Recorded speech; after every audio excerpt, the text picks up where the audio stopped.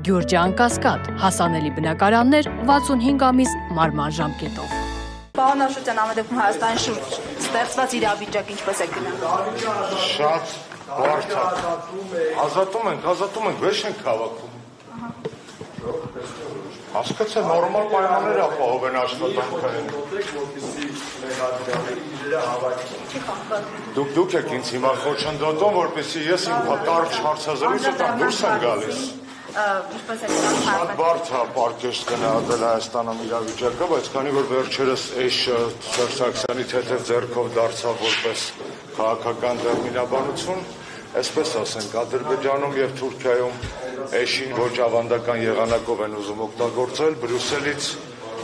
այդ էշին ասում են էշ մի սատկի գարուն կգա, Վաշինգտոնում էշը պահանջարկ չունի, Մոսկվայում էլ տրամադրությունից կախված կամ իշակ են ասում կամ օսլիկ։ Այս Հայաստանի։ Ցեղասպանության հարցի վերաբերյալ գնահատական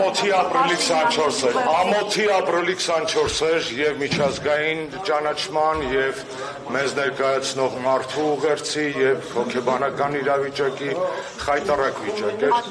Եվրամիության հանձնակատարը Կալլասը գնում է Բաքու այսօր։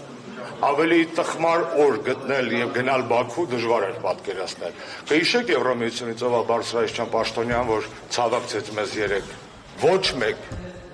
Այն դեպքում, որ Եվրամիության 17 երկրները ճանաչել են ցեղասպանությունը, իսկ ՍԵՊԱ-ով ամրագրված է 6-րդ հոդվածով, որ կողմերը պարտավոր են ցեղասպանության հանցագործության դեմ միասնական պայքարել։ Շնորհակալություն։